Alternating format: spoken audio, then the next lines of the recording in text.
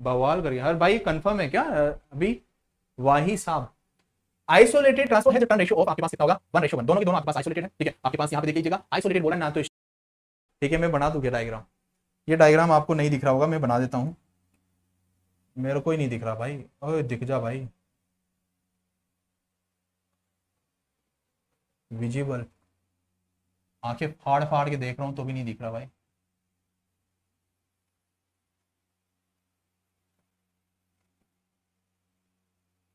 अच्छा क्वेश्चन है।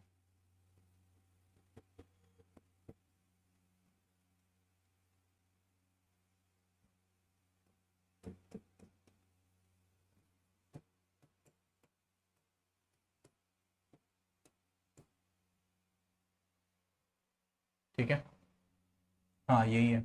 आपको तो दिख भी नहीं रहा होगा क्या है। हाँ ये क्वेश्चन आपके पास दिया हुआ है, और उसने बोला है कि भाई V1 बताओ और I2 बता दो मुझे। V1 बता दो और I2 बता दो। आपको नहीं दिख रहा ना, कुछ भी नहीं दिख रहा होगा आपको आई थिंक। ठीक है, कोई ऑफिशियल नोटिफिकेशन नहीं है सर, वो कल फेक नोटिफिकेशन सर्कुलेट हुआ था। अच्छा चलो बताइए, सारे बच्चे फटाफट बताओ।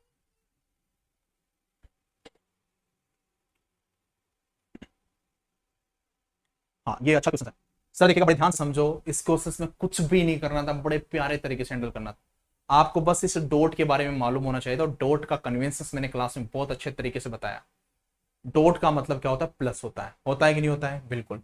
ये डॉट का मतलब हमारे पास क्या होता है सर? प्लस होता है। ये बात आपको पता होनी चाहिए थी, मैंने तो क्लास में बताया भी है आपको। इसका मतलब प्लस होना चाहिए, ये माइनस, इसका मतलब आपके पास प्लस माइनस। अब बताओ यार, यहाँ पे उसने बोला है कि सिंगल फेज ट्रांसफॉर्मर है। उसने बोला है कि ये आपके पास एक सिंगल फेज ट्रांसफॉर्मर है, ठीक है। ये सिंगल फेज ट्रांसफॉर्मर जिसका केवी आपके पास क्या है? 10 केवी है। और उसने बोला है कि भाई आपके पास इधर का जो रेटिंग है वो हमारे पास 2000 है, और इधर का जो रेटिंग है वो हमारे पास 200 है। तो भाई ये जो I1 यहां से आप निकालोगे, यहां से आप करंट निकालोगे, और इधर भी आपके पास करंट निकालोगे, तो निकालोगे सर। तो I1 की बात करूं तो आपके पास कितना हो जाएगा? 10 इंटू आपके पास 1000 डिवाइड बाय आपके पास 2000, तो हमारे पास कितना हो गया? 5 एम्पियर। ये हो गया। बिल्कुल सर। अगर यहाँ पे हमारे पास ये I2 की बात करूं तो यहाँ पे अगर निकालोगे तो हमारे पास 10 इंटू आपके पास 1000 डिवाइड बाय आपके पास 200, ये इससे कट गया तो हमारे पास कितना आ गया? 50 एम्पियर। अब मेरे भाई बड़े ध्यान से सुनो, एक प्राइमरी जो वाइंडिंग है उसके अंदर जाने वाला करंट हमारे पास कितना है?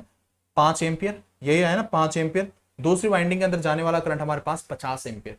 बात समझ में आ गया? हाँ सर। अब ये बातें हमारी क्लियर होने के बाद उसने बोला कि हमने एक ऑटो ट्रांसफॉर्मर बनाया। अगर वो ऑटो ट्रांसफॉर्मर बन गया तो आपको पता है ना सर, कंसेप्ट फोकस करना सर, पावर और केवीए दोनों साइड में बराबर होती है। केवीए प्राइमरी साइड में लो या सेकेंडरी साइड में लो, तो हमेशा बराबर होती है। सर अगर मैं बोलूं कि सर यहां का ये इस टर्मिनल का पावर की बात करूं और इस टर्मिनल के पावर की बात करूं, तो दोनों टर्मिनल पे क्या जिंदगी में कभी पावर चेंज हो सकती है? कभी भी नहीं। दोनों टर्मिनल पावर हमारे पास कांस्टेंट रहेगी, क्योंकि ट्रांसफॉर्मर जब पावर कांस्टेंट डिवाइस। तो आप बोलोगे सर यहां का जो पावर होगा V1 इंटू I1 हो जाएगा, इक्वल टू आपके पास वहां पे कितना हो जाएगा? V2 इंटू आपके पास I2 हो जाएगा। मैं तो यहां से भी निकाल देता, लेकिन आपको समझाने के लिए बता रहा हूं मैं, ठीक है। V1 इंटू आपके पास 50 हो गया, इक्वल टू, बड़े ध्यान से सुनो मेरे भाई, ये जो हमारे पास ये V2 है ये हमारे पास 2000 है, 2000। अब ये 2000 जो है वो यही का वोल्टेज है, इसी वाइंडिंग के अक्रॉस का वोल्टेज है कि नहीं है?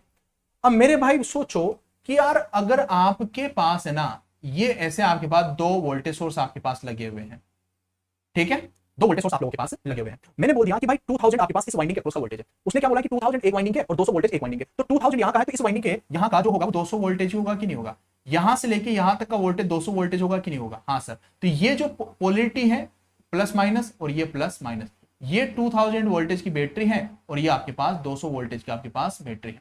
अब मेरे भाई ये बताओ, इस टर्मिनल पे अगर मैं बात करूं, इस टर्मिनल पे अगर मैं बात करूं इस वोल्टेज की, ठीक है, ये आपका V1, तो V1 कितना हो गया सर? बोलोगे सर ये दोनों अपोजिट है, तो 2000 में से आप 200 को माइनस कर दोगे तो 1800 हो जाएगा सर। हो गया। तो V1 का वैल्यू 1800 आ गया। अगर V1 का वैल्यू 1800 आ गया तो सोल्व तो करने की जरूरत ही नहीं थी, आंसर आ गया 1800। देखो कहां पे, देखो ऐसे आते हैं कई बार, तो पूरा सोल्व ही नहीं करना होता, ठीक है भाई। अगर V1 का वैल्यू आपके पास 1800 आ गया, मेरे भाई यहां पे 1800 आ गया, ठीक है, इंटू आपके पास ये I2 आ गया।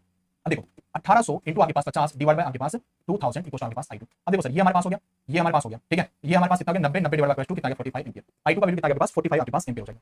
बात समझ में आ गया। इस तरीके से क्वेश्चंस को सोल्व किया जाता है। ऑप्शंस भी जरूर देख लिया करो, हो सकता है कि बाकी की चीज निकालना ही ना पड़े, ठीक है। ये बड़ा जरूरी होता है एग्जाम। अच्छा